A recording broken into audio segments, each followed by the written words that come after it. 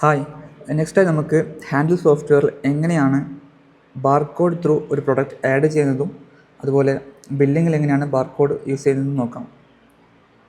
Firstly നമുക്കൊരു product add ചെയ്യാം. Water എന്ന പേര് കൊടുത്തു, കാറ്റഗറി ഡ്രിങ്ക്സ് കൊടുത്തു. ഇവിടെ SKU ബാർകോഡ് സെക്ഷനിൽ നമുക്ക് റൈറ്റ് സൈഡിൽ QR കോഡ് ഓപ്ഷൻ കാണാം.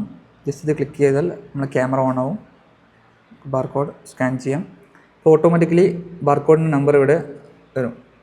ഇനി ഇതിൻ്റെ സെയിൽസ് പ്രൈസ് സെറ്റ് ചെയ്യാം, പർച്ചേസ് പ്രൈസ് സെറ്റ് ചെയ്യാം, സ്റ്റോക്ക് അത് അൺലിമിറ്റഡ് ആണ് സെറ്റ് ചെയ്യാം. സേവ് കൊടുത്തു.